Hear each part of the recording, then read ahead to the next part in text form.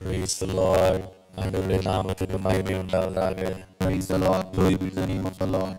இந்த காலைவேளையிலேயும் மீண்டும் ஒரு முறை நாம் கூடி தேவனுடைய வார்த்தையை தியானிக்க கர்த்தர் நமக்கு கொடுத்த இந்த அளவற்ற கிருபைக்காய் கர்த்தரை நான் ஸ்தோத்திரிக்கிறேன். I once again thank God for His abundant grace to come to His presence in this morning hour to meditate the word of God. இந்த நாளிலே நாம் தியானிக்க போகிற தியானம் 150வது தியானம். Today it is devotion number 150.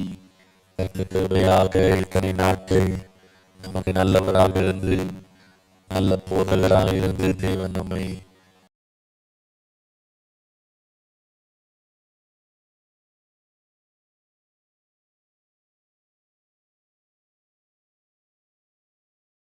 கர்த்தர் நம்மோடு பேசுவாராக.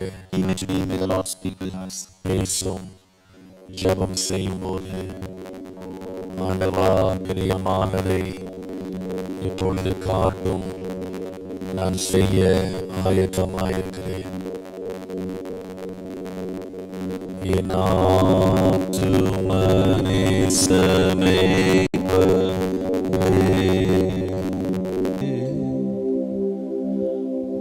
என் உள்ளத்தின் ஆறுதலே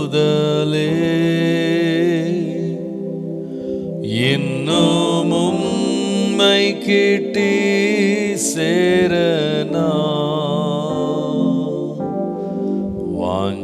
வாஞ்சையோடு சமீபிக்கிறே.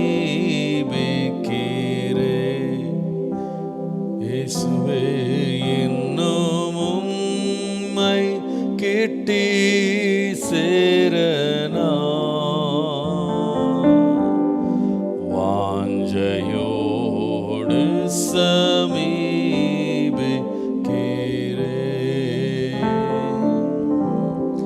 பேசும் பேசும் ஜெபம் செய்யும் போது ஆண்டவா பிரிய மானதை இப்போ காட்டும் செய்ய ஆயத்தா. ஆண்டவா பிரிய மானதை இப்போ காட்டும் செய்ய ஆயத்தா.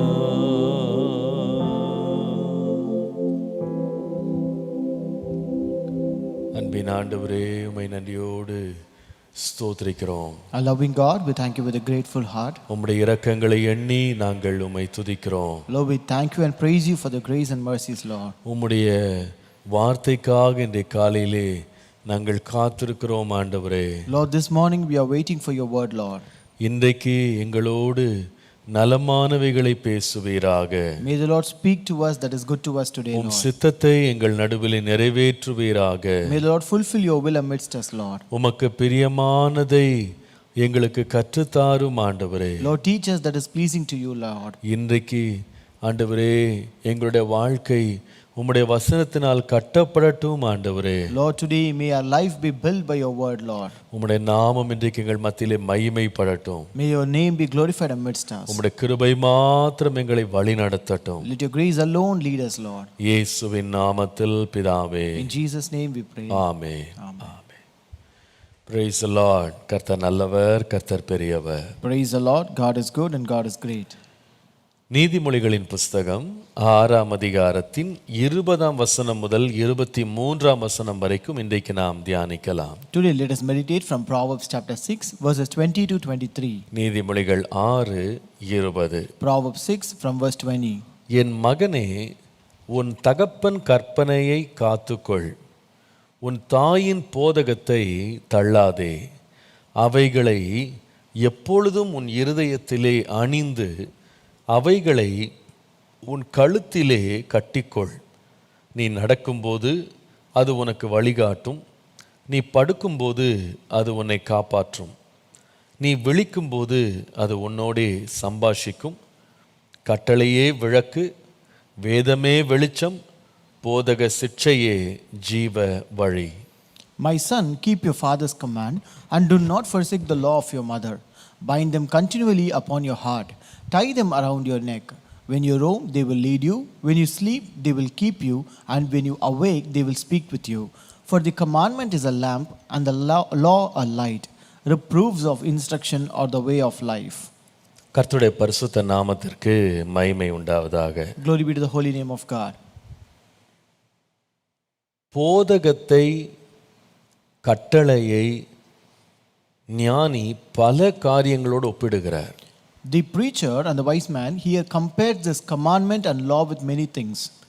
ஏற்கனவே நாம் இதை கவனித்திருக்கிறோம். We have already meditated on this. எப்படி இந்த போதகம் கழுத்திலே பூண்டும் ஒரு சரப்பணியை போல இருக்கிறது என்று சொல்லி நம்ம கவனித்திருக்கிறோம். We have already know how this teaching is like a chain upon our neck. எத்தனையோ விதங்கள்ல அதை விளக்குறார். ஆனால் இங்கே வரும்போது இந்த கட்டளை போதகம் என்பதை விளக்கோடும் வெளிச்சத்தோடும் அவர் ஒப்பிடுகிறார். So he compares with many other things, but here he compares this commandment and law with a lamp and a light. அவர் சொல்லுகிறார், உன் வாழ்க்கையிலே நடப்பதற்கு இது மிக மிக அவசியம். He says this is very much essential to walk in your life. யோபு சொல்லும் பொழுது யோபு 29:3 வாசிப்பீர்களானால், When Job says in Job 29 and verse 3, வேதம் சொல்லுகிறது, அப்பொழுது அவர் தீபம் என் தலையின் மேல் பிரகாசித்தது, அவர் அருளின வெளிச்சத்தினால் இருளை கடந்து போனேன் என்று சொல்வார். he says, when his candle shined upon my head, and when by his light I walked through darkness. கர்த்தருடைய நாமத்திற்கு மகிமை உண்டாவதாக. Glory be to the name of the Lord. வாழ்க்கையின் பாதையை கடந்து செல்ல வெளிச்சம் தேவை. For us to walk through the path of life, we need light. ஏன் நமக்கு வெளிச்சம் தேவை? Why do we need light? ஒரு இடத்துல இருள் இருந்தால்தான் வெளிச்சம் தேவை. Only when there's a darkness is present in a place, we need light there. இருளை வேதம் பாவத்தோடு ஒப்பிடுகிறது. The Bible compares darkness with sin. இந்த உலகம் இருளிலே இருக்கிறது. The world is in darkness. ஆகவே இந்த இருண்ட உலகத்துல வெளிச்சம் தருவதற்கு நமக்கு என்ன தேவைன்னு சொன்னா வேதமும் தேவனும் அவசியம். So in order to give light to this world which is in darkness, we need God and the word of God. ஒருவன் நடக்க வேண்டுமானால், விசேஷமாக இருளிலே நடக்க வேண்டுமானால் அவனுக்கு 3 அத்தியாவசியமான காரியங்கள் தேவை. For a person to walk, especially in darkness, 3 things are necessary. முதலாவது அவனுக்கு ஜீவன் இருக்கணும். Number 1, he need a life. ரெண்டாவது நடப்பதற்கு கால்கள் இருக்கணும். Number 2, he need legs to walk. மூன்றாவது அவனுக்கு வெளிச்சம் வேண்டும். Number 3, he needs light.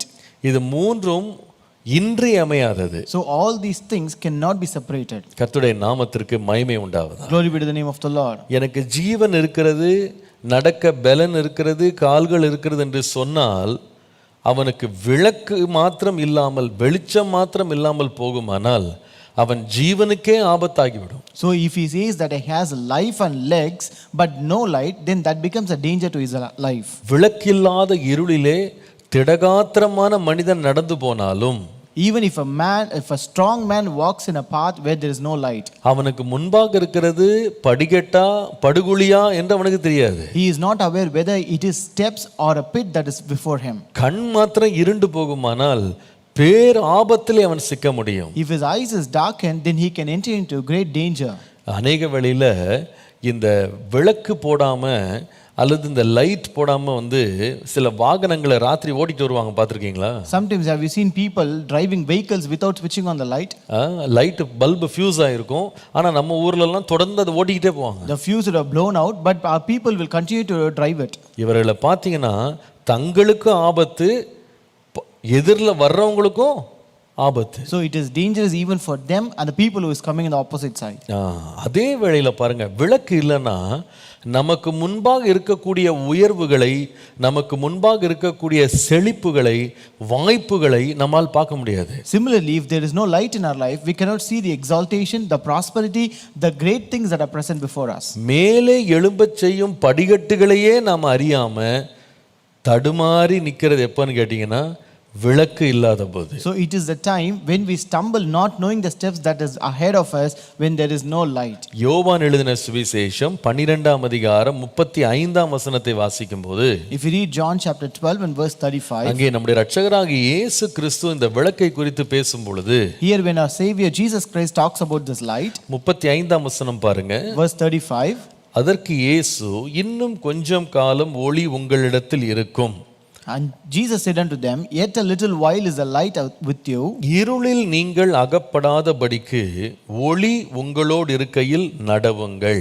Walk while you have the light, lest darkness come upon you. இருளில் நடக்கிறவன் தான் போகிற இடம் இன்னதென்று அறியான் என்று வாசிக்கிறோம். For he that walketh in darkness knoweth not whither he goeth. அப்போ போகிற வழி தெரியணும்னா நமக்கு என்ன வேணும்? வெளிச்சம் வேணும். So if you want to know the path that you're going through, we need light. வெளிச்சம் நமக்கு முன்பாக இருக்கிறதை வெட்ட வெளிச்சமாக காட்டுகிறது மாத்திரமல்ல.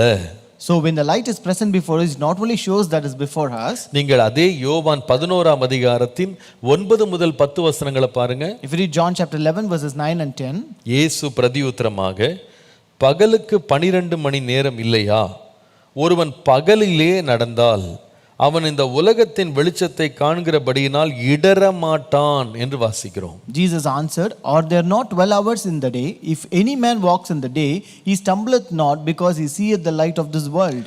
ஒருவன் இரவிலே நடந்தால் தன்னிடத்தில் வெளிச்சம் இல்லாதபடியினால் இடறுவான் என்று சொன்னார். And if a man walk in the night, he stumbles, because there is no light in him. கர்த்தருடைய நாமத்திற்கு மகிமை உண்டாவது. Glory be to the name of the Lord. இதை இன்னும் எச்சரிப்பாக சொல்லுவாரு. He also cautions and warns here. லூக்கா 11ஆம் அதிகாரத்தின் 35ஆம் வசனம் பாருங்க. Luke chapter 11 and verse 35. உன்னில் உள்ள வெளிச்சம் இருளாகாதபடி எச்சரிக்கையாயிரு என்று சொல்லுவார். He says, take heed therefore that the light which is in you be not darkness. கர்த்தருடைய நாமத்திற்கு மகிமை உண்டாவதாக. Glory be to the name of the Lord. நாம இந்த வெளிச்சத்தை நம்ம வாழ்க்கையில முக்கியமா நமக்கு முன்பாக வைத்திருக்கிறது ரொம்ப அவசியம். It is very important for us to keep this light an important aspect in our life. நாம நடந்து போவதற்கு எப்படி விளக்கு தேவையோ, வாழ்க்கையை கடந்து போகிறதற்கும் வெளிச்சம் தேவை. Like how we need light to walk through, we also need light to lead our life as கர்த்தருடைய well. நாமத்திற்கு மகிமை உண்டாவதாக. Glory be to the name of the Lord. நாம தவண்டு போகிறவர்களா இல்ல, நடந்து போகிறவர்களா இருக்கணும். So we should not be people who crawls around, but should be people who walks. தவண்டு போறவங்க குழந்தைங்க ஒவ்வொன்றா தடவி தடவி பார்த்துட்டு போவாங்க. So those who crawl are the children who just move around groping everything. ஆனால் ஒரு வளர்ந்த மனிதன், பலமுள்ள மனிதன் என்ன செய்வானா? தவண்டு போக கூடாது, நடந்து போகிறவனா இருப்பான். But a strong and a matured man is not a person who crawls, but he walks. அதாவது ஒரு மனுஷன் நடக்கும் போதும் கூட அலைந்து திரிகிறவனா இருக்கக்கூடாது, தனக்கு முன்பாக என்ன இருக்கிறது என்று தெளிவாக பார்த்து நடக்கிறவனா இருக்கணும். So also when a man walks, he should not roam around, but he should walk so that he may know what is there present before him. நான் ஒவ்வொரு சொல்ற காரியமும் ஒரு ஆழமான அர்த்தம் உள்ளது. So everything that I say has a deeper meaning. வெளிச்சத்திலே தான் போகிற இடத்தை, தான் சேர வேண்டிய இடத்தை தெரிந்து அறிந்து தெளிவாக நடக்கிற ஒரு முதிர்ச்சி, ஒரு பழக்கம் நமக்கு தேவை. So we need a maturity to know the things that we're going to reach, walk through in the light. இதற்கு என்ன அவசியம்னா வெளிச்சம் அவசியம். So we need light for this. அதைதான் 1 பேதுரு 2ஆம் அதிகாரத்துல வாசிக்கும்போது, that's what when you read in 1 Peter 2:9, 1 பேதுரு 2ஆம் அதிகாரம் 9ஆம் வசனம் பாருங்க. 1 Peter 2 and verse 9. அங்கே வேதம் சொல்லுகிறது, நீங்களோ உங்களை அந்தகாரத்தினின்று தம்முடைய ஆச்சரியமான ஒளியினிடத்திற்கு வரவழைத்தவருடைய புண்ணியங்களை அறிவிக்கும்படி தெரிந்து கொள்ளப்பட்ட சந்ததியாயும் ராஜரீக ஆசாரிய கூட்டமாயும் பரிசுத்த ஜாதியாயும் அவருக்கு சொந்தமான ஜனமாயும் இருக்கிறீர்கள். But you are a chosen generation, a royal priesthood, and a holy nation, a peculiar people, that you should show forth the praises of him who had called you out of darkness into his marvelous light. கர்த்தருடைய நாமத்திற்கு மகிமை உண்டாவதாக. Glory be to the name of the Lord. நம்முடைய அழைப்பை பாருங்க. Look at our calling. நம்மளை யார ஆண்டவர் தெரிந்து கொண்டிருக்கிறாரு? So what has God chosen us? ஒரு தெரிந்து கொள்ளப்பட்ட சந்ததி, as a chosen generation, ராஜரீகமான ஆசாரிய கூட்டம், a royal priesthood, பரிசுத்த ஜாதி, and holy nation, அவருக்கு சொந்தமான ஜனம், and a peculiar people for him. இந்த உத்தரவாதத்தை நிறைவேற்றுறதுக்கு ஆண்டவர் என்ன செய்தார்னா, நம்மை அந்தகாரத்தினின்று ஆண்டவர் நம்மை ஆச்சரியமான ஒளியினிடத்திற்கு தேவன் வரவழைத்திருக்கிறார். For us to fulfill this responsibility, the Lord has called us out of darkness into his marvelous light. இதுல ரொம்ப முக்கியமானது என்னன்னு கேட்டா, இந்த விளக்காகிய போதகம் நமக்கு தேவை. So what is more important is here is the doctrine of light, which is very important. இதைதான் ஞானி சொல்லும்போது சொல்றாரு, This is what when wise man says, நீ கட்டளையை விளக்காகவும் வேதத்தை வெளிச்சமாகவும் போதக சிட்சையை ஜீவ வழியாகவும் நீ பார். So you have to look at the commandment as a lamp, the law as light, and reproofs of instruction as the way of life. கர்த்தருடைய நாமத்திற்கு மகிமை உண்டாவதாக. Glory be to the name of the Lord. தேவன் ஒவ்வொரு நாளும் நமக்கு போதிக்கும்போது இதுதான் நம்ம அனுபவிக்கிறோம். When the Lord teaches us each day, this is what we experience. ஒவ்வொரு நாளும் கர்த்தருடைய வேதம் நமக்கு போதிக்கப்படும் பொழுது, வேதத்தை நாம் வாசித்து பரிசுத்த ஆவியானவர் நமக்கு தனிப்பட்ட விதமாய் போதிக்கும்போது நமக்குள்ள இருக்கிற இருள் விலகுகிறது நம்ம பார்க்கலாம். So whenever we are taught through the word of God, whenever the Holy Spirit speaks us, when we meditate personally, we can see that the darkness which is present in us is removed from our life. வாழ்க்கையில நமக்கு முன்பாக இருக்கிற சிக்கல்கள், நமக்கு முன்பாக இருக்கிற போராட்டங்கள், நமக்கு முன்பாக இருக்கிற குழப்பங்கள், சந்தேகங்களை தேவனுடைய வார்த்தை ரொம்ப அருமையா நமக்கு கட்டவிழ்த்து விடுறது நீங்க பார்க்கலாம். You can see the word of God easily loosens all the chains, all the doubts, all the confusion, all the problems and troubles that are present in our life. எத்தனையோ பேர் இந்த சாட்சியை சொல்லுவீங்க. Many of you can say this testimony. Pastor, அந்த தேவனுடைய வார்த்தை எனக்கு சரியான நேரத்துல நான் குழம்பி போய் எந்த பக்கம் திரும்புறது எங்க போறதுன்னு தெரியாம இருக்கும்போது சரியா எனக்கு வழிகாட்டினது, எனக்கு பாதை காட்டினது. You can say, Pastor, in the time when I was totally confused how to go, how to proceed beyond, the word of God correctly and clearly just led me the way. தடவி திரிகிறவன் மாதிரி நான் இருந்தேன். I was like a one who was groping in darkness. ஆனால் அந்த நேரம் சடுதியாக கர்த்தருடைய வெளிச்சம் என் மேல வந்தது. But suddenly then came the light of God upon me. கர்த்தருடைய வார்த்தை வந்த பிறகு தான் எனக்கு ஒரு தைரியம் வந்தது. Only when I received the word of God I got that boldness. அந்த கர்த்தருடைய வார்த்தை வந்தபோது தான் ஒரு வெளிச்சம் போல என் இருளையெல்லாம் அகற்றி விட்டது. When I received that word of God, I received it came as a light that removed all the darkness from my life. எனக்கு முன்பாக இருக்கிற ரகசியங்கள் எல்லாம் கர்த்தருடைய வார்த்தை தான் வெளிப்படுத்தினது. So all the secrets that are before me were being loosened and shown only by the word of God. எனக்கு முன்பாக இருக்கிற பாதையை அதுதான் காமிச்சது. So it is the one which showed the way that is present before me. எனக்கு முன்பாக இருக்கிற ஆபத்துகளை அந்த வெளிச்சம் தான் பாஸ்டர் எனக்கு சுட்டி காட்டி சொல்றேன். எனக்கு தெரிஞ்சிருக்கா இந்த ஆபத்து அங்க இருக்குன்னு தெரிஞ்சிருக்காது. So that light was the one which highlighted the dangers that was present before me. Otherwise I would have not known that there is a danger present there. நம்ம எத்தனை பேர் சொல்ல முடியும் கர்த்தருடைய வார்த்தை அந்த நேரம் நம்ம மேல உதித்ததனால தான், அந்த நேரம் நம்ம மேல் பிரகாசித்ததனால தான் எது சரி எது தவறு என்று வித்தியாசப்படுத்தி காட்டுறதுக்கு அந்த வெளிச்சம் நமக்கு உதவி செய்தது. And how many of you can say that just because the light of God shined upon us on the correct time, we were able to say and discern which is right and which is not right? எத்தனையோ பேர் சொல்ல முடியும், pastor கர்த்தருடைய வார்த்தை தான் எனக்கு முன்பாக தேவன் வைத்திருக்கிற ஆசீர்வாதங்களை காண்கிறதுக்கு என் கண்ணில் பிரகாசிச்சது. And many of you can say, Lord, Pastor, it is the light of God which enabled me to see the blessings that the Lord has kept before me for me.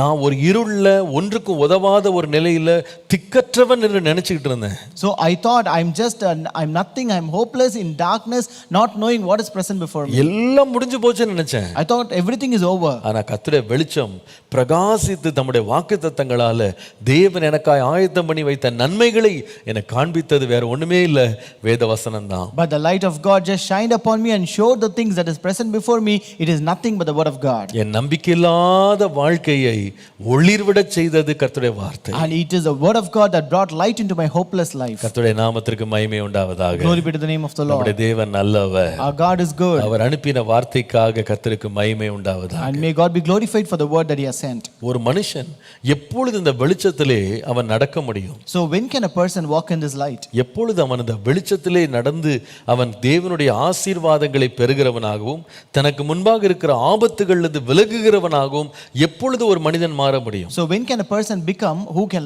walk in this light and receive the blessings of God and depart from the dangers that is present before him? வேதத்திலிருந்து சில சத்தியங்களை உங்களோடு நான் இன்றைக்கு போதிக்க விரும்புகிறேன். I want to teach few truth from the Bible. முதலாவது, ஒரு மனிதன் வெளிச்சத்திலே நடக்க வேண்டுமானால் For a person to walk in the light, வாசியுங்கள் நீதிமொழிகளின் புஸ்தகம் 4ஆம் அதிகாரத்தினுடைய 19ஆம் வசனம். Proverbs chapter 4 and verse 19. நீதிமான்களுடைய பாதை நடுப்பகல் வரைக்கும் அதிகமாய் பிரகாசிக்கிற சூரிய பிரகாசம் போல் இருக்கும். 18 மன்னித்துக் கொள்ளுங்கள். Verse 18. நீதிமான்களுடைய பாதை நடுப்பகல் வரைக்கும் அதிகமாய் பிரகாசிக்கிற சூரிய பிரகாசம் போல் இருக்கும். But the path of the just is as the shining light that shineth more and more unto the perfect day. 19ஆம் வசனம். Verse 19. துன்மார்க்கருடைய பாதையோ கார் இருளை போல் இருக்கும், தாங்கள் இடறுவது இன்னதில் என்று அறியார்கள். The way of the wicked is as darkness, they know not at what they stumble. கர்த்தருடைய நாமத்திற்கு மகிமை உண்டாவதாக. Glory be to the name of the Lord. முதலாவது, ஒரு மனிதன் வெளிச்சத்திலே நடக்கிறவனாய் இருக்க வேண்டுமானால், Number one, if a person ought to walk in the light, அவன் முதலாவது துன்மார்க்கத்தை கைவிட வேண்டும். Number one, he has to forsake wickedness. துன்மார்க்கத்தை கைவிட வேண்டும். Forsake wickedness. துன்மார்க்க வழியிலிருந்து ஒருவன் திரும்பாத வரைக்கும் அவனால் வெளிச்சத்திலே நடக்கவே முடியாது. Until a person don't turn from the path of wickedness, he cannot walk in the light. நீதிமொழிகள் 2:13 பாருங்க. Proverbs 2:13. அந்தகார வழிகளில் நடக்க நீதி நெறிகளை விட்டு தீமை செய்ய மகிழ்ந்து துன்மார்க்கருடைய மாறுபாடுகளில் கரிகூழ்கிறவர்கள் என்று வாசிக்கிறோம். We read, who leave the path of uprightness to walk in the ways of darkness, who rejoice to do evil. என்னவா?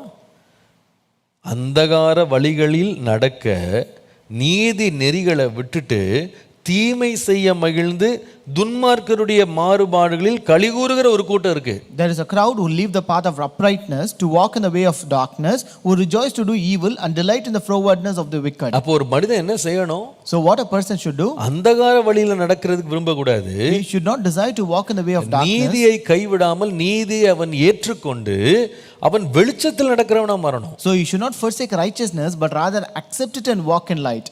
தீமை செய்கிறதுல மகிழுகிறவனா அல்ல, நன்மை செய்கிறதுல மகிழ்கிறவனா இருக்கணும். He should not rejoice to do evil, but rejoice to do good.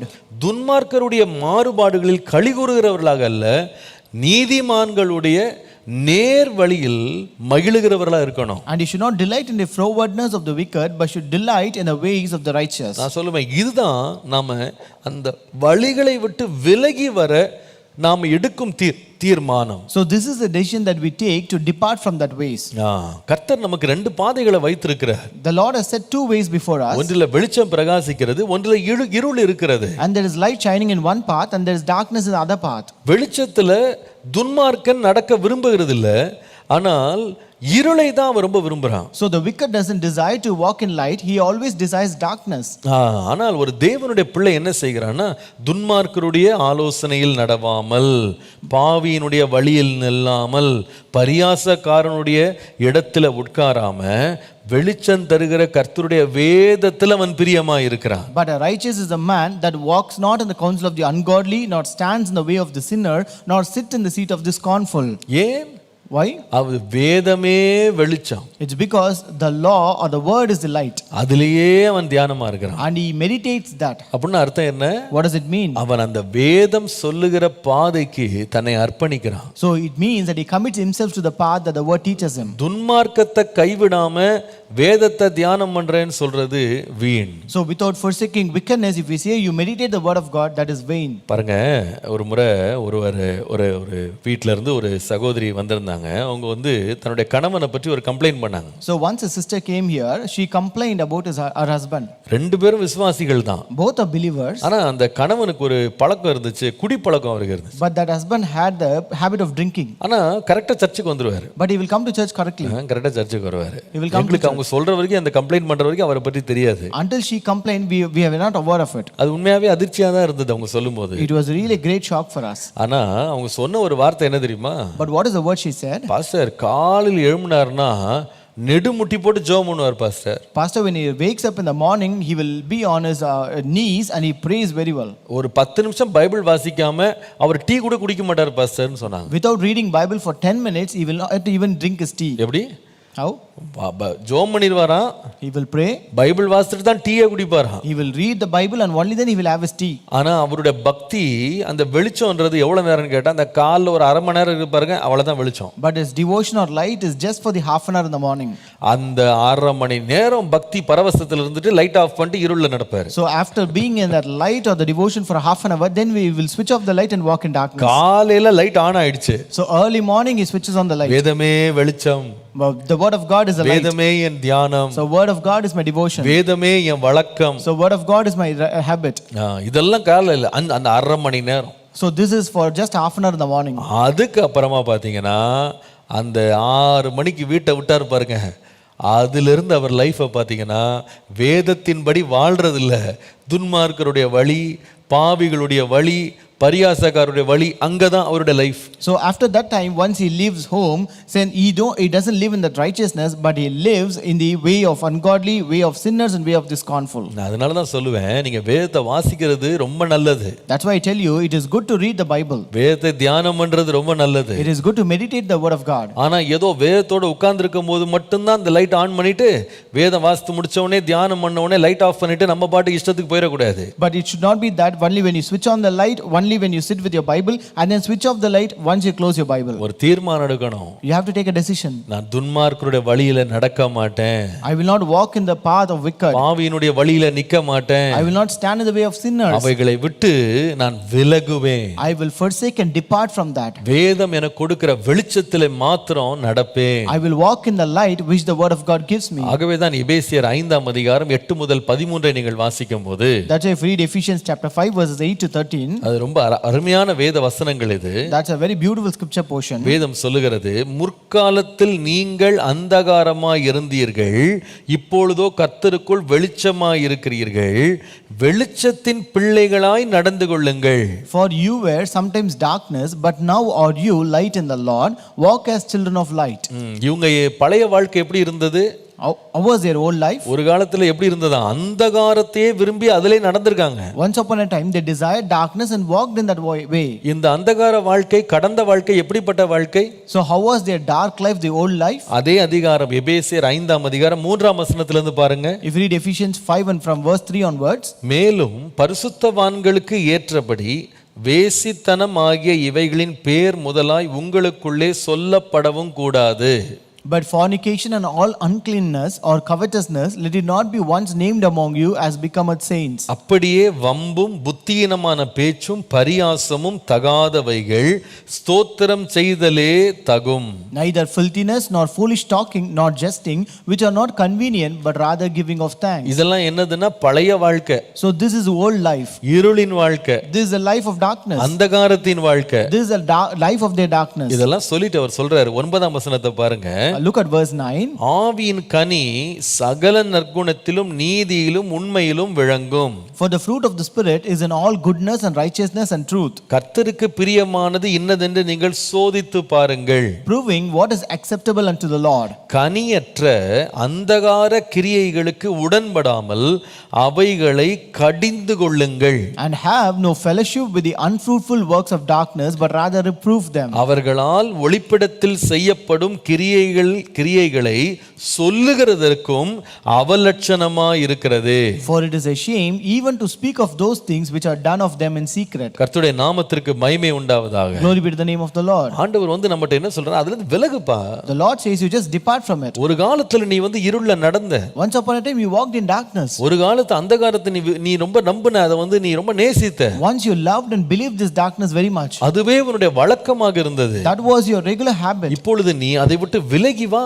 But now you have to depart from it. பழைய செய்கைகளை செய்யாத. Don't do the old things. கர்த்தருடைய நாமத்திற்கு மகிமை உண்டாவதாக. Glory be to the name of the Lord. இதற்காக கர்த்தர் நம்மளை என்ன செய்திருக்கிறாரு? So what has the Lord done for this? கொலோசியர் 1:13 பாருங்க. Colossians 1:13. இருளின் அதிகாரத்தினின்று நம்மை விடுதலையாக்கி தமது அன்பின் குமாரனுடைய ராஜ்யத்திற்கு உட்படுத்தினவருமாய் இருக்கிற பிதாவை ஸ்தோத்திரிக்கிறோம் என்று சொல்லுகிறார். It is who has delivered us from the power of darkness and has translated us into the kingdom of his dear son. ஆண்டவர் என்ன செய்தாரா? What has the Lord done? வெளிச்சத்தை நம்மேல் பிரகாசித்தது மாத்திரமல்ல, The Lord not only shined his light upon us, அந்தகாரத்தினின்று நம்மை விடுதலையாக்கினாராம். but he has delivered us from the power of darkness.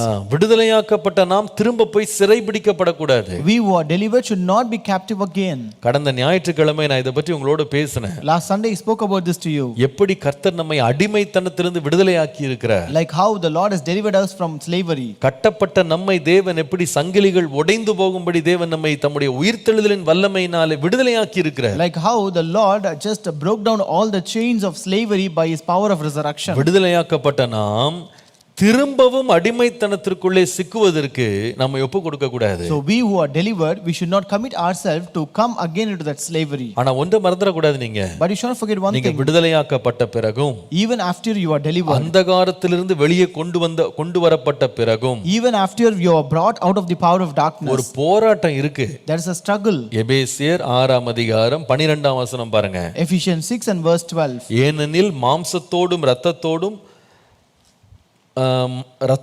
அல்ல, துரைத்தனங்களோடும் அதிகாரங்களோடும் இப்பிரபஞ்சத்தின் அந்தகார லோகாதிபதிகளோடும் வான மண்டலங்களில் உள்ள பொல்லாத ஆவிகளின் சேனைகளோடும் நமக்கு போராட்டம் உண்டு.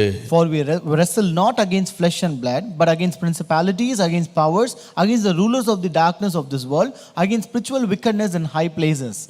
அப்போ ஒருவேளை நமக்கு விடுதலை வந்துட்டாலும் என்ன இருக்கு? இப்போ போராட்டம் இருக்கு. Even if we have a deliverance, we have a struggle. ஆனா இதுல ஒரு வித்தியாசம் இருக்கு தெரியுமா?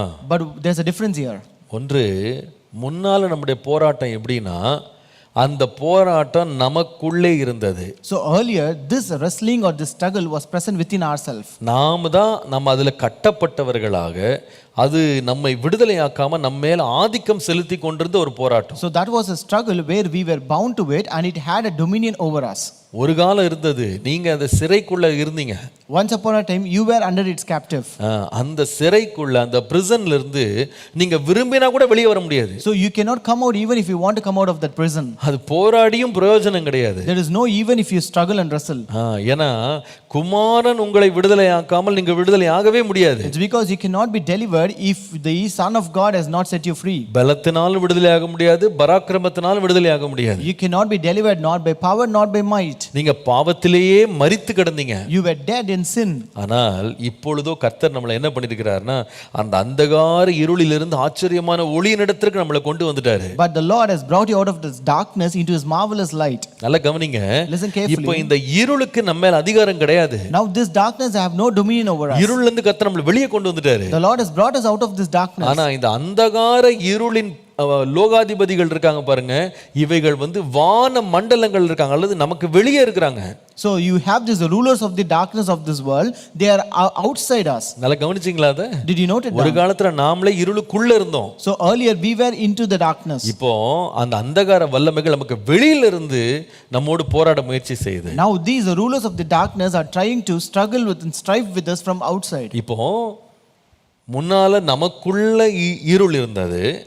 இப்போ நமக்குள்ள உலகத்தில் இருக்கிறவனை பார்க்கிலும் பெரியவர் நமக்குள்ள வெளிச்சமாக இருக்கிறார். So earlier this darkness was present in us, but now the one who is greater in this world is present in us as light. ஆகவே நீங்க தேவனுடைய வல்லமையை பற்றி கொண்டு இந்த இருளின் அதிகாரங்கள் நம்மோடு போராடும் போது கர்த்தருடைய வல்லமையை சார்ந்து நீங்க போராட முடியும். So therefore, when you hold on to the power of God and the light of God, you can wrestle against the rulers of the darkness of this world. சாட்சியின் வசனமாகிய வெளிச்சத்தினால அந்த இருளை நீங்க மேற்கொள்ள முடியும். And you can overcome the darkness with the witness of this word of God. கர்த்தருடைய நாமத்திற்கு மகிமை உண்டாவதாக. Glory be to the name of the Lord. ஆகவே நீங்க பயப்பட வேண்டாம். Therefore don't be afraid. நான் சொல்லுவேன், உங்களுக்குள்ள இருக்கிறவர் பெரியவர். I tell you, the one who is in you is greater. ஒரு இருள் எவ்வளவு காரிருளா இருக்கலாம். No matter how dark a darkness can be. ஆனால் ஒரு சின்ன வெளிச்சம் பிரகாசிச்சா கூட அந்த இருள் அங்க நிக்க முடியாது. But even if there's a small light, the darkness cannot prevail. நீங்க சொல்லுங்க, எது வல்லமை உள்ளது, இருளா அல்லது வெளிச்சமா? So you say which is powerful, whether it is light or darkness. நான் சொல்லுவேன், எவ்வளவு இருண்ட ஒரு அறைக்குள்ள கூட ஒரு சின்ன ஒரு விளக்கு அவ்வளோ பெரிய அறையில் இருந்த இருளை ஒரு நொடியில வெளியே தள்ளிடும். I tell you, no matter how dark a room might be, but a small light in that room can just chase away all the darkness out of that room. வெளிச்சம் பிரகாசிக்கிற வரைக்கும் இருள் வந்து அதை மேற்கொள்ளவே முடியாது. Until the light shines, this darkness cannot overcome it. அதற்கு அந்த வல்லமை இல்லை. It has no power. உலகத்தில் இருக்கிற அந்தகார லோகாதிபதியோடு வெளிச்சமாய் இருக்கிற நம்முடைய தேவன் பெரியவர். Our God, who is the light, is greater than the rulers of this darkness of the world. அவருடைய வேதம் பாவத்திற்கு நம்மை விலக்கும். His word will keep us away from sin. ஒரு வாலிபன் தன் வழியை விதமாய் சுத்தமாக்குவான். How can a young man cleanse his ways? கர்த்தருடைய வசனத்தின்படி தன்னை காத்துக் கொள்ளுகிறதுனாலே. By keeping himself according to the word of God. நமக்குள்ள இருக்கிற வேதம் நமக்கு வெளிச்சம். The word that is present is a light to us. அந்த வெளிச்சத்தை பற்றி கொண்டு அந்தகார கிரியைகளை விட்டு அல்லது துர்குணத்தை விட்டு துன்மார்க்கத்தை விட்டுட்டு நாம விலக வேண்டும். Holding on to that light, we have to forsake wickedness. நீங்க அதை வெறுத்துருங்க. You have to hate it. உங்களுடைய விளக்கை மூடி வைக்காதீங்க. You just don't close your light. நிறைய பேர் வேதத்தை வெறும் ஒரு ஆலயத்துக்காக ஏதோ ஒரு மத சடங்குக்காக மாத்திரம் பயன்படுத்துறாங்க. Many people use the Bible just for the churches or for the religious rituals. அதனால தான் சில பேர் சொல்றாங்க, நான் சர்ச்சில் இருக்கிற வரைக்கும் நான் பரிசுத்தமா இருக்கிறேன், சர்ச்சை விட்டு வெளியே போன பிறகு தான் எனக்கு ரொம்ப பிரச்சனையா இருக்கு. That's why people say until I'm in church I'm very holy, but once I leave church I have problems. பயப்படாதீங்க. Don't be afraid. சபைக்குள்ள நீங்க வசனத்தை வாசித்துட்டு வெளியே போகும்போது மரக்காலால மூடிடாதீங்க. So when you read the word of God here, as you go out, don't close it with a bushel. அந்த சத்திய வசனத்தை சுடர்களாக பிடித்து கொண்டு போங்க. So hold on that word of God as a light.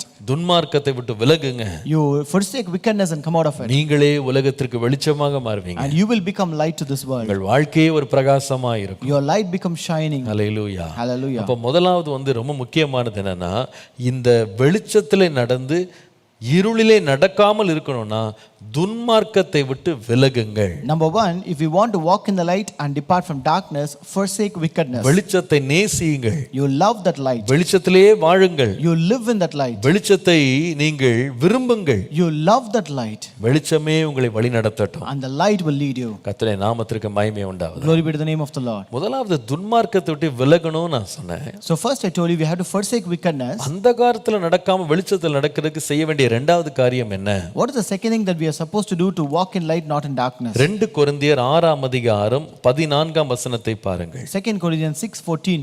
2 கொரிந்தியர் 6:14. 2 Corinthians 6:14. அந்நிய நுகத்திலே அவிசுவாசிகளுடன் பிணைக்கப்படாதிருப்பீர்களாக, நீதிக்கும் அநீதிக்கும் சம்பந்தம் ஏது, ஒளிக்கும் இருளுக்கும் ஐக்கியம் ஏது? Be ye not unequally yoked together with unbelievers, for what fellowship hath righteousness with unrighteousness, and what communion hath light with darkness? கர்த்தருடைய நாமத்திற்கு மகிமை உண்டாவதாக. Glory be to the name of the Lord. வெளிச்சத்துல நடந்து இருளிலிருந்து நாம் விடுபட வேண்டுமானால் முதலாவது சொன்னேன், துன்மார்க்கத்தை விட்டு விலகுங்க. In order to walk in light and depart from darkness, the first thing we have to do is forsake wickedness. இரண்டாவது, பரிசுத்தவான்களோடு ஐக்கியம் கொள்ளுங்கள். Number 2, fellowship with saints. பரிசுத்தவான்களோடு ஐக்கியம் கொள்ளுங்கள். Number 2, have fellowship with saints. அவர் கேட்கிற காரியத்தை பாருங்களேன். Look at the thing that he asked here. ஒளிக்கும் இருளுக்கும் என்னப்பா சம்பந்தம்? He says, what is the connection between light and darkness? அவர் சொல்றாரு, அந்நிய நுகத்துல அவிசுவாசியோடே நீ பிணைக்கப்படாதே. So he says, do not unequally be yoked together with unbelievers. இப்போ ஒரு மனிதன் தன்னுடைய இருளை அவன் அகற்றி வெளிச்சத்தை விட்டு அவன் விலகாம இருக்கணும்னா எந்த நுகத்தோட யாரோட அவன் ரொம்ப ஐக்கியமா இருக்கிறான் என்பதுல ரொம்ப கவனமா இருக்கணும். So if a person ought not to depart from light and walk in the light, then he should be very careful about the fellowship and the association that he has. நான் எப்பவுமே சொல்வேன், you have to be friendly with everyone, but you have to be very cautious about your friendship. எல்லாரோடும் நட்புடன் பழக வேண்டும். ஆனால் நம்முடைய உற்ற நண்பர்களை குறித்து, சிநேகங்களை குறித்து எச்சரிப்பா இருக்கணும். யாரையும் நாம் விரோதிக்க கூடாது. We should not hate anybody. எல்லார் மேலும் நாம் அன்புடன் இருக்க வேண்டும். We should have that love for everyone. ஆனால் யார் நம்முடைய வாழ்க்கையில நமக்கு ஆதிக்கம் செலுத்தும் நிலையிலே வருகிற நண்பர்களாய் வருகிறார்களோ அவர்கள்ட்ட நம்ம எச்சரிப்பா இருக்கணும். But we should be careful with the friends who come in a form to rule our life. கர்த்தருடைய நாமத்திற்கு மகிமை உண்டாவதாக. Glory be to the name of the Lord. இப்போ இதுல ஒரு கேள்வி இருக்கிறது. Here there's a question. எப்படி நாம துன்மார்க்கன் என்று ஒருவனை எப்படி தீர்மானிக்கிறது? So how to identify or determine a person is wicked? நீங்க பாருங்க, நல்லா கவனிங்க.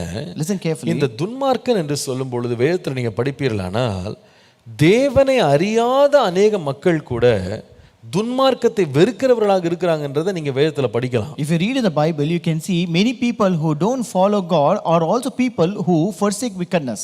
எத்தனையோ பேர் அப்படி நீங்க பார்க்க முடியும். You can see so many people like that. கொர்நேலியு என்கிற மனுஷன் ஜீவனுள்ள தேவனை அவன் முழுவதுமாய் அறியல. Cornelius in the Bible, he did not know our living God fully. ஆனால் அவன் தேவன் அவனை குறித்து ரொம்ப பாராட்டினாரு. But God appreciated him. அவனுடைய நற்கிரியைகள், அவனுடைய தான தர்மங்கள்லாம் தேவனுடைய சமூகத்துல எட்டி இருந்தது. And his alms, his good works and good deeds reached the place of God. சிலர் இருக்கிறாங்க, உண்மையான தேவனை அறிந்திருக்க மாட்டாங்க, ஆனால் அவர்கள் தேவ பயத்தோடு வாழ்வார்கள். There would be people who have not known the true God, but they live with the fear of God. அவர்கள் தங்கள் வாழ்க்கையை தங்களுக்கு தெரிந்த ஒரு சன்மார்க்கத்துல வாழ்வாங்க. So they will lead their life in the uprightness which they know.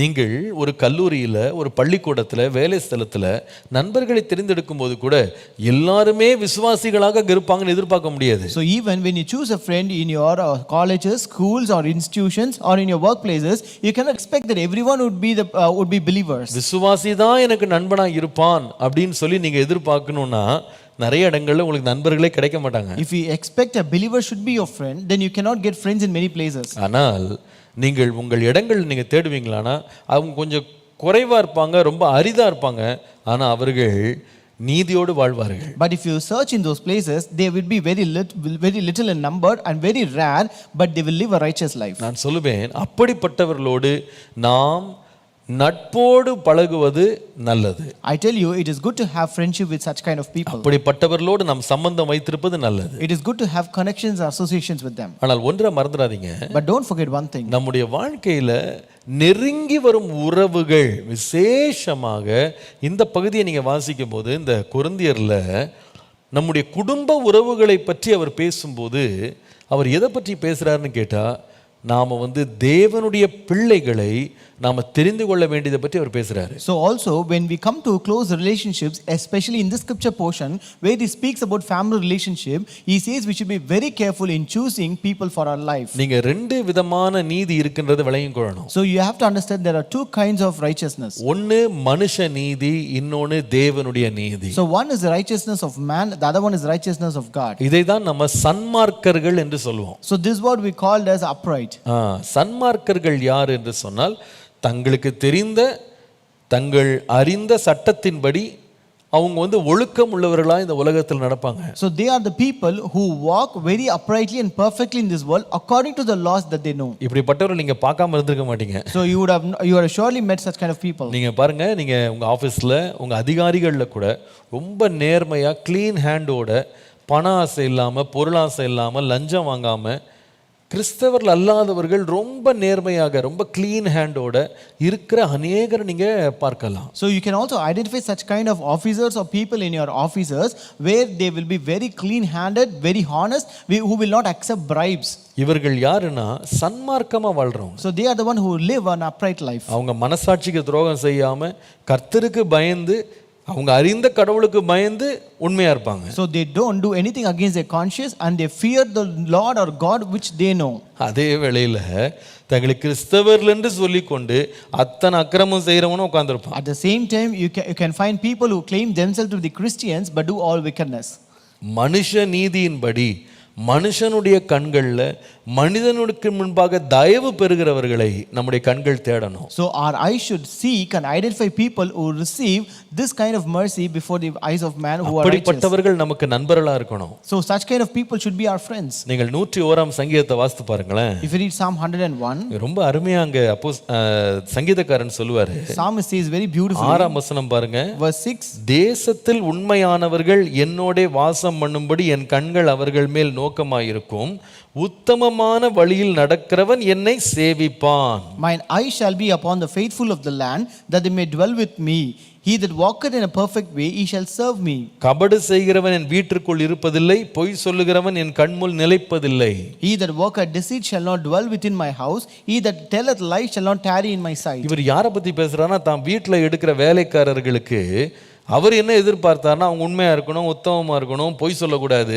இதெல்லாம் யாருன்னா தனக்கு சேவை செய்யறவங்களை கூட அப்படிப்பட்ட கேட்டகரியில் அவர் சேர்த்தாரு. So here he actually adds the servant maids and servant men who is working in the house to be added in that category, who should be very faithful, who should not do any deceit. இங்க பாருங்க, அந்த காலங்களில் சேவை செய்தவர்களை பொதுவாக யூதர்களாக தான் இருப்பாங்கன்னு சொல்லி எதிர்பார்க்க முடியாது. So those days we cannot necessarily expect that all the servants would be Jews. தேவனால் பிரித்தெடுக்கப்பட்ட தெரிந்தெடுக்கப்பட்ட பிள்ளைகள் தான் தாவீதுக்கு சேவித்தாங்க என்று சொல்ல முடியாது. You cannot say only people who are chosen by God are the one who served David then. அந்நியர்கள் கூட சேவை செய்யறதுக்கு இருந்தாங்க. Even there were strangers and other people who served there. தண்ணீர் முழுகிறவர்களா இருந்தாங்க. They were the one who fetched water.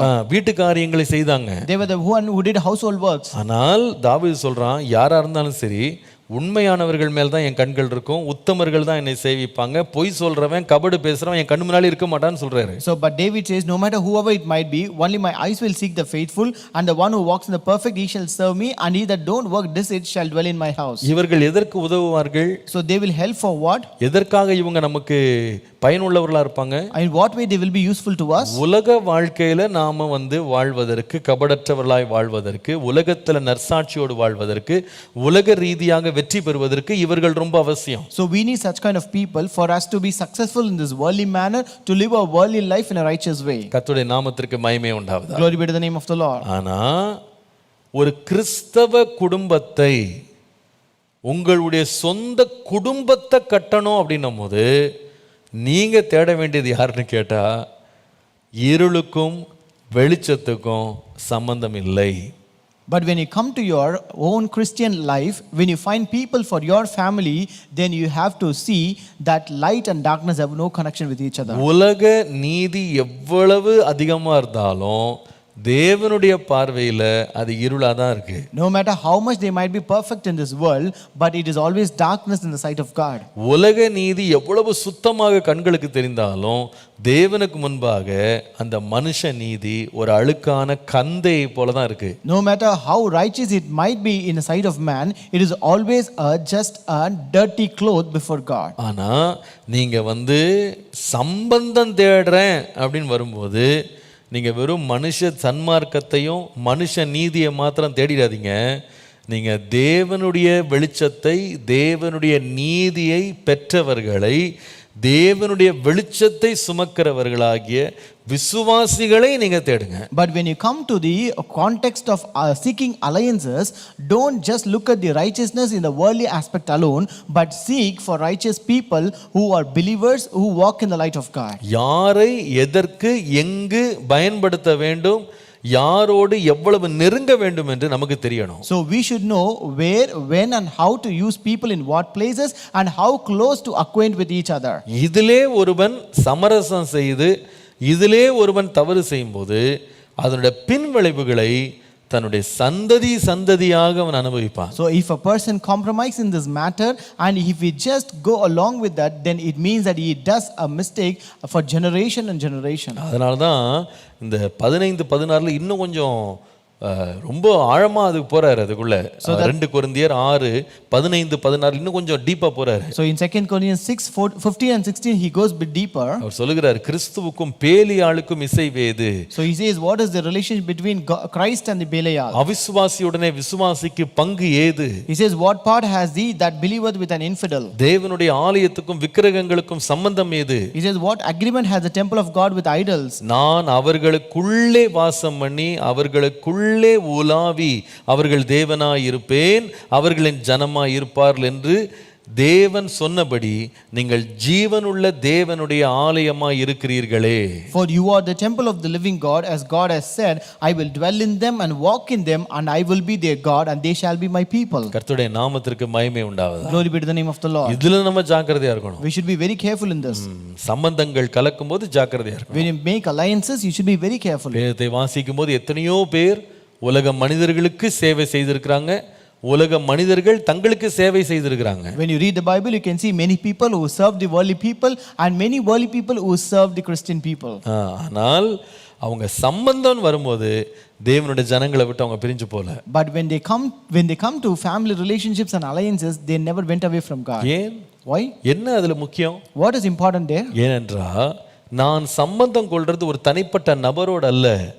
சம்பந்தம் என்று வரும்போது, திருமணம் என்று வரும்போது, இதற்கு பின்பாக எந்த விதமான சந்ததி வரப்போகிறது அதன் மேல நான் கவனமா இருக்கிறேன். So when I come to marriage, it is not a relationship that I have with one single person, but I just focus upon the descendant or the generation that will follow that. கொஞ்சம் யோசித்து பாருங்க.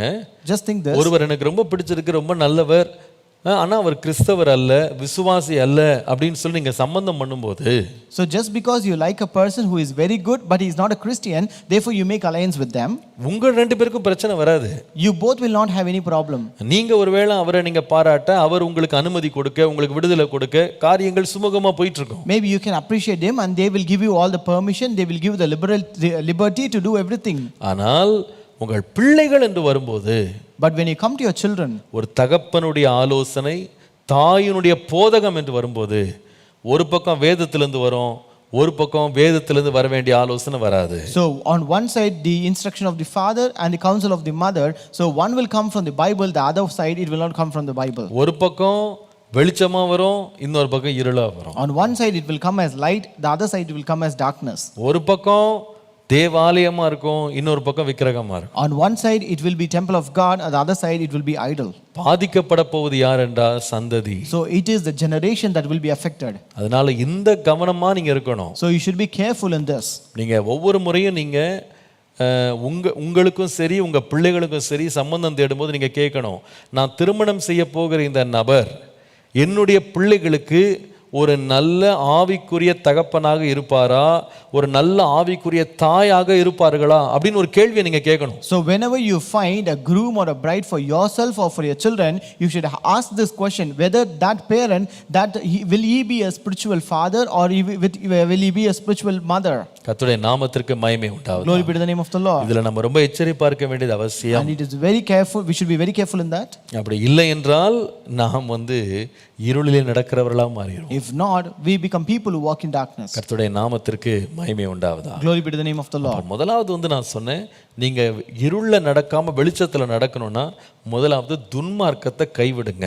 First I told you, in order to walk in light and not in darkness, we have to forsake wickedness. இரண்டாவது பரிசுத்தவான்களோடு ஐக்கியம் கொள்ளுங்கள். Number 2, have fellowship with saints. மூன்றாவது யோவான் 8:12 பாருங்க. Number 3, John chapter 8 and verse 12. யோவான் 8:12. John 8:12. மறுபடியும் இயேசு ஜனங்களை நோக்கி, நான் உலகத்திற்கு ஒளியாய் இருக்கிறேன், என்னை பின்பற்றுகிறவன் இருளிலே நடவாமல் ஜீவ வழியை அடைந்திருப்பான் என்று சொன்னார். Then spake Jesus again unto them, saying, I am the light of the world. He that follows me shall not walk in darkness, but shall have the light of life. ஜீவ ஒளியை அடைய வேண்டுமானால் வழி என்ன? So what is the way to attain the light of life? வேதம் சொல்கிறது, இயேசுவை பின்பற்றுங்கள். The Bible says, follow Jesus. என்னை ஒருவன் பின்பற்றுவானானால் அவன் இருளிலே நடக்க மாட்டான், அவன் ஒளியிலே நடப்பான். He that follows me shall not walk in darkness, but shall have the light of life. அவன் ஜீவ ஒளியை அடைவான். He will attain the light of life. ஒரு மனிதன் இயேசுவை பின்பற்றுவானானால் அவனுக்குள்ளே இருள் இருக்காது. If a person follows Jesus, there will not be darkness in him. கர்த்தருடைய நாமத்திற்கு மகிமை உண்டாவதா. Glory be to the name of the Lord. யோவான் 10ஆம் அதிகாரத்தில் இதை இயேசு பல விதங்கள்ல விளக்குறாரு. In John chapter 10, Jesus explains it in many ways. 27ஆம் வசனத்துல Verse 27. என் ஆடுகள் என் சத்தத்திற்கு செவி கொடுக்கும் என்று வாசிக்கிறோம். He says, my sheep hear my voice. அவர்கள் ஒரு அந்நியனுடைய சத்தத்துக்கு செவி கொடுக்காது என்று சொல்லி 5ஆம் வசனத்துல In வாசிக்கிறோம். verse 5 he states that they will not give heed to the voice of a stranger. நாம தேவனுடைய வழிகளில் நம்ம வெளிச்சத்தில் நடக்கணும்னா இயேசுவை பின்பற்றணும். So if you want to walk in the light, we have to follow Jesus. அவருடைய சத்தத்துக்கு நம்ம செவி கொடுத்து அவர் சத்தம் கூப்பிடுகிற இடத்திற்கு நம்ம பின்னாலேயே போகணும். So we have to give ear to his voice and then follow the path which he shows.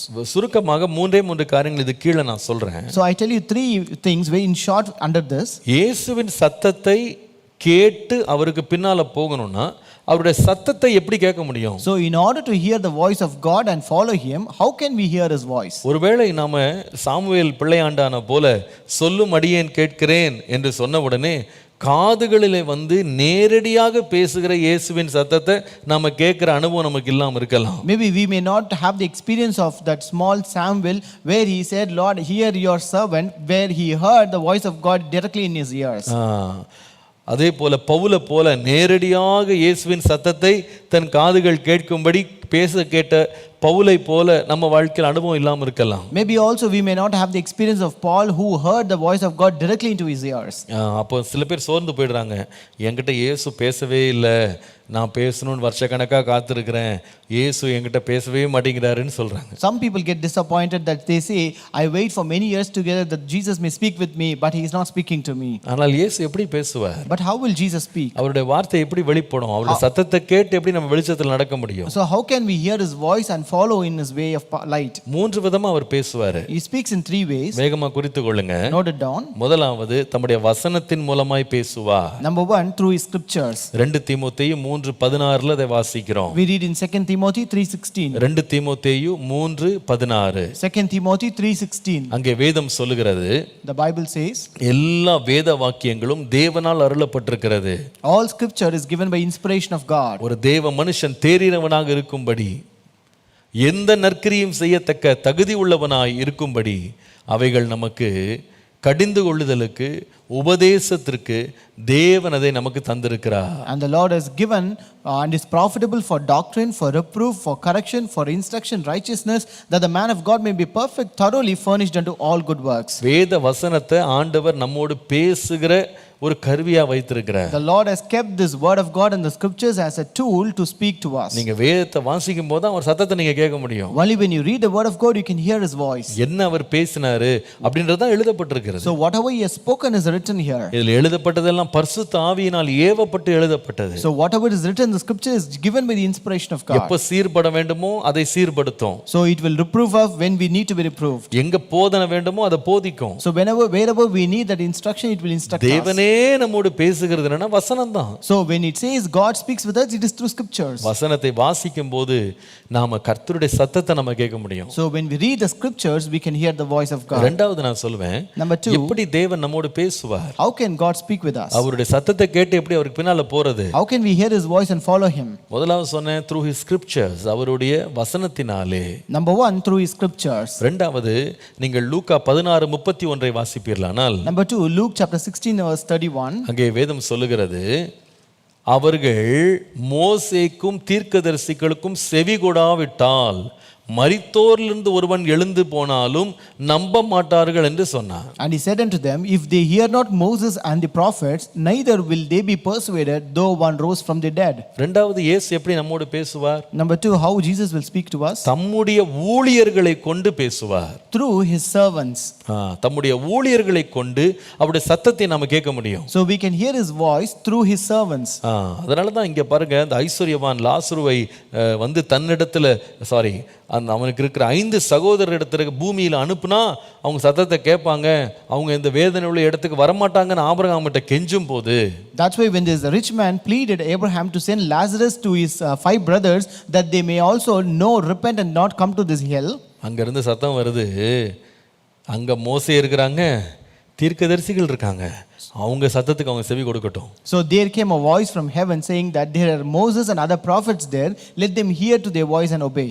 தேவன் தம்முடைய ஊழியர்களை எழுப்பி தம்முடைய சிங்காசனத்திலிருந்து பேசுறாரு. The Lord raises his servants and speaks his word right from his throne. அவர்களுடைய வாயோடு இருந்து கர்த்தர் பேசுறாரு. The Lord is with their mouth and the Lord speaks through them. நான் உண்மையா சொல்ல முடியும், அந்த அனுபவத்தை பலமுறை என் வாழ்க்கையில் அனுபவித்திருக்கேன். I tell you, I have experienced that experience many times in my life. நான் வீட்டில் ஆயத்தம் பண்ணிட்டு தேவனுடைய சமூகத்தில் உட்கார்ந்து ஆவியானவர் சொல்றதான் நான் எழுதி ஆயத்தம் பண்ணி குறிப்புகளை எடுத்து வந்து பேசுறேன். So I sit in the presence of God, I take notes from God, whatever the Holy Spirit speaks to me, I just take that notes and come and preach here. ஆனால் எத்தனையோ முறை என்னால் சொல்ல முடியும், நான் வந்து பேசின அநேக காரியங்கள் நான் முன்னால சிந்தனை பண்ணதும் கிடையாது, அது என்னுடைய நோட்ஸ்ல இருந்ததும் கிடையாது. I can tell you many times the things which I spoke, it was not present in my mind as well, and also it is not in my notes as well. எத்தனையோ ஊழியர்களுக்கு அந்த அனுபவம் உண்டு. Many pastors and servants of God have this அந்த நேரம் experience. வெளிப்பட்ட வார்த்தையை ஏன் பேசணும், இன்னைக்கு நம்ம எதுக்கு இந்த வார்த்தையை சொன்னோம் நமக்கே தெரியாது.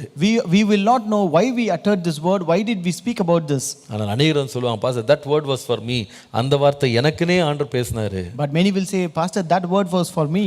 சில வேளை சொல்லுவாங்க, இதை தான் நான் காலைல பேசிட்டு வந்தேன், இதுதான் நேற்றுக்கு ராத்திரி பேசிட்டு இருந்தேன், கரெக்டா எனக்கு அந்த பதிலை கர்த்தர் கொடுத்தாரு. So many will say, this is what I was discussing last night, this is what I told this morning, but correctly the Lord gave me the answer. இருதயங்களை ஆராய்ந்து பார்க்கிறவர் The Lord தம்முடைய தேவ ஊழியர்களை கொண்டு தேவன் பேசுகிறார். The Lord who searches our hearts, he will speak to us through his servants. அப்போ அதன் மூலமாய் கர்த்தருடைய சத்தத்தை நம்ம கேட்கலாம். So we can hear his voice through that. மூன்றாவது கடைசியா எப்படி நம்ம தேவனுடைய சத்தத்தை கேட்டு நம்ம வெளிச்சத்துல நடக்கலாம்? So third and the last way, how can we hear his voice and walk in dark light? 1 யோவான் 2ஆம் அதிகாரம் 27ஆம் வசனம். 1 John 2:27. நீங்கள் அவராலே பெற்ற அபிஷேகம் உங்களில் நிலைத்திருக்கிறது, ஒருவனும் உங்களுக்கு போதிக்க வேண்டுவதில்லை, அந்த அபிஷேகம் சகலத்தையும் குறித்து உங்களுக்கு போதிக்கிறது, அது சத்தியமாக இருக்கிறது, பொய் அல்ல, அது உங்களுக்கு போதிக்கிறபடியே அவரில் நிலைத்திருப்பீர்களாக. But the anointing which you have received of him abideth in you, and ye need not that any man teach you, but as the same anointing teaches you of all things, and is truth, and is no lie, and even if as it has taught you, ye shall abide in him. இயேசுவின் சத்தத்தை எவ்விதமாய் கேட்பது? How to hear the voice of Jesus? முதலாவது அவருடைய வசனத்தினாலே. First, through his scriptures. இரண்டாவது எப்படி தேவனுடைய வசனத்தை வார்த்தை சத்தத்தை கேட்பது? Number 2, how to hear the voice of God? அவருடைய ஊழியர்கள் மூலமாக. Number 2, through his servants. மூன்றாவது இயேசுவின் சத்தத்தை எவ்வாறு கேட்க முடியும்? So number 3, how can we hear the voice of Jesus? அவருடைய பரிசுத்த ஆவியானவருடைய போதனையினாலே. Through the teaching of his Holy Spirit. பரிசுத்த ஆவியானவர் பேசுவார். The Holy Spirit will speak. அவருடைய ஆவியானவர் சகல சத்தியத்திற்குள்ள நம்மை நடத்துவார். His Spirit will lead us into all truth. இயேசு சொன்னார், நான் போகிறேன், ஆனால் உங்களுக்கு ஒரு தேற்றரவாளனை அனுப்புவேன். Jesus said, I live, but I leave a comforter with you. ஆனால் நான் எதையெல்லாம் உங்களுக்கு போதித்தேனோ அதையெல்லாம் அந்த ஆவியானவர் நினைப்பூட்டுவா. So whatever I've taught you, that Holy Spirit will remind you. எல்லாத்தையும் அவர் ஞாபகப்படுத்துவார். He will remind you everything. எல்லாவற்றையும் சொல்லி கொடுப்பார். He will teach you everything. நான் சொல்லுவேன், அவருடைய சத்தத்தை நம்ம தொடர்ந்து கேட்போமானால், Actually, if we continually hear his voice, நாம் நிச்சயமாய் அவருடைய சத்தத்திற்கு செவி கொடுத்து அவருக்கு பின்னால செல்வோம். we will surely hear his voice and follow him. அவரை நாம் சத்தம் கேட்டு பின் செல்வோமானால் இருளிலே நடக்கவே மாட்டோம், நாம வெளிச்சத்துல நடப்போம். If we hear his voice and follow him, we will not walk in darkness, but we will walk in light. வெளிச்சம் நமக்கு தேவை. We need light. வேதமே வெளிச்சம். The word of God is a light. போதகம் சத்தியம். The commandment is the law. நான் சொல்லுவேன், ஆண்டவரே இந்த வெளிச்சத்தில் நடக்கிறவர்களா எங்களை வைத்துக்கொள்ளும். I tell you, Lord, please keep us as people who walk in the light. துன்மார்க்கத்தை விட்டு விலக கிருபை தாரும். Give us grace to forsake wickedness. பரிசுத்தவான்களோடு ஐக்கியம் பாராட்ட கிருபை தாரும். Give us grace to have fellowship with saints. இயேசுவையே அவருடைய சத்தம் கேட்டு பின்பற்ற கிருபை தாரும். Give us grace to follow Jesus by hearing his voice. ஜெபம் பண்ணுவோமா? Shall we pray? இரக்கமும் கிருபையும் உள்ள நல்ல ஆண்டவரே, உம்மை ஸ்தோத்திரிக்கிறோம். Our merciful and gracious Father, we praise you. எங்களை அந்தகார இருளில் இருந்து ஆச்சரியமான ஒளியினிடத்திற்கு நீர் வரவழைத்திருக்கிறீர். Lord, you have brought us out of this darkness into your marvelous light, Lord. எங்களுடைய வாழ்க்கை ஒரு நாளும் இருளிலே மூழ்கி விடாதபடி தொடர்ந்து ஒவ்வொரு நாளும் வெளிச்சத்தில் நடக்கிற பிள்ளைகளாக நீர் எங்களை நிறுத்தும்படி நாங்கள் ஜெபிக்கிறோம். Lord, we pray that you make us as children of light who walk in light, that our light may not be totally drowned in darkness, Lord. ஆண்டவரே, அதற்காக நாங்கள் செய்ய வேண்டியவைகள் எங்களோடு போதித்திருக்கிறீர். Lord, and you have also taught us what we are supposed to do to walk in light, Lord. ஆண்டவரே, வசனத்தை கேட்டு அதற்கு கீழ்ப்படிந்து உம்மை கடைசி மட்டும் பின்பற்றி வர கிருபை தார். Give us grace to, Lord, listen to your voice. Lord, listen to your word, obey it and follow you until the end, Lord. இயேசுவின் நாமத்தில் பிதாவே. In Jesus' name we pray. Amen, amen. Amen. Praise the Lord. கர்த்தர் உங்களை ஆசீர்வதிப்பார். கர்த்தர் உங்களோடு இருப்பார். Praise the Lord. May God bless you. May God be with you.